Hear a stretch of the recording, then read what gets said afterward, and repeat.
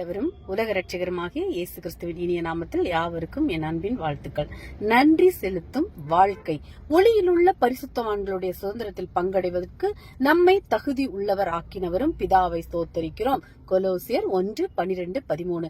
நன்றியுடன் வாழ்வது உங்களை பரிபூர்ண ஆரோக்கியத்துடன் வைத்திருக்கும் வழிகளில் ஒன்று என்பது உங்களுக்கு தெரியுமா? யாரும் முழுமையாக ஆரோக்கியமாக இருக்க முடியாது என்று நம்புபவர்கள் இருக்கிறார்கள். அவர்கள் தவறாக நம்புகிறார்கள். பரிபூர்ண ஆரோக்கியம் ஒவ்வொரு கிறிஸ்தவரின் உரிமை. அதைத்தான் வேதம் போதிக்கிறது. நம்முடைய ஆரம்ப வசனத்தில் நான் சொன்னதை கவனியுங்கள்.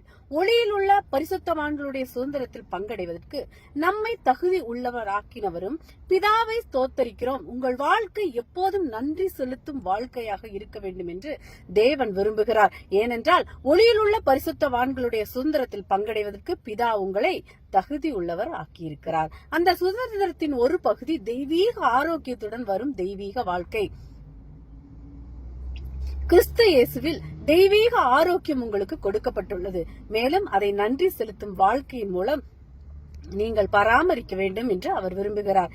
எனவே இவ்வருடத்தின் ஒவ்வொரு நாளும் ஒவ்வொரு மாதமும் நன்றி செலுத்தி வாழுங்கள்.